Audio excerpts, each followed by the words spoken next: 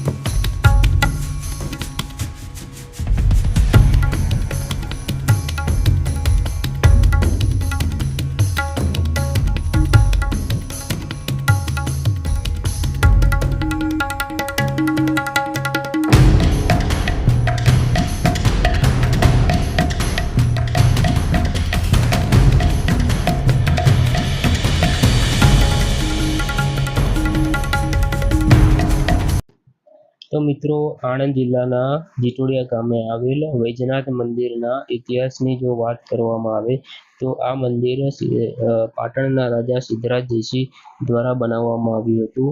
જે તે સમયે જ્યારે આ શિવલિંગ નીકળ્યું ત્યારે સિદ્ધરાજ જયસિંહના માતાએ કહ્યું હતું કે આ જે શિવલિંગ છે એ આપણા ગામની અંદર, એટલે કે પાટણના તળાવના કિનારે લાવી ત્યાં તેના મંદિર બનાવવું અને ત્યાં જ તેનો વિકાસ કરવો એવું નક્કી કરવામાં આવ્યું હતું. પરંતુ જ્યારે સિદ્ધરાજ જયસિંહના માતા મિનળદેવી અહીંયા જીટોડિયા ગામે આવ્યા અને જોયું ત્યારે શિવલિંગની આજુબાજુ 28 જેટલા છિદ્રો હતા અને એ તમામ છિદ્રોમાંથી રેગ્યુલર, એટલે કે અવિરત પાણીનો પ્રવાહ વહેતો હતો. આ જોઈ સિદ્ધરાજ જયસિંહના માતા એ નક્કી કર્યું કે જો આ શિવલિંગને અહીંયાથી ઉપાડી અને અહીંયાથી કાઢીને પાટણ લઈ જવામાં આવે તો આ જે પાણીની જે અવિરત ગંગા વહે છે એને ખલેલ પહોંચી શકે એમ છે. માટે મિનળદેવીએ નક્કી કર્યું કે આ જે શિવલિંગ છે એને અહીંયા જીટોડિયા ગામે જ રહેવા દેવામાં આવે અને અહીંયા જ મંદિર બનાવવામાં આવે. તો મિત્રો,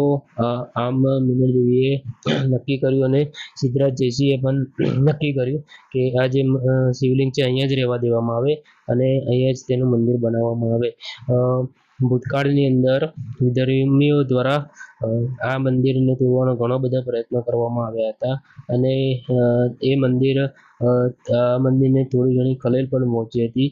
તેમ છતાં જે અત્યારે જે મંદિર જોવા મળે છે આશરે 400-500 વર્ષ જૂનું છે અને જે તે સમયે વિધર્મીઓ દ્વારા જે મંદિર તોડવાનો પ્રયત્ન કરવામાં આવ્યો હતો અને એ જે તોડવાનો પ્રયત્ન કર્યો હતો તેને બચાવવા માટે ઘણા બધા સાધુ સંતોએ અને જે વિરલાઓ હતા, જે મહાપુરુષો હતા, એમને પોતાનું બલિદાન આ મંદિરને બચાવવા માટે આપેલું હતું. તેમના જ આ મંદિરો અહીંયા બનાવવામાં આવેલા છે. આપ જોઈ શકો છો આવા જે બલિદાન આપેલ છે જે વ્યક્તિઓએ, જે સાધુ સંતોએ, એમના અહીંયા ઘણા બધા મંદિરો પણ બનાવવામાં આવ્યા છે.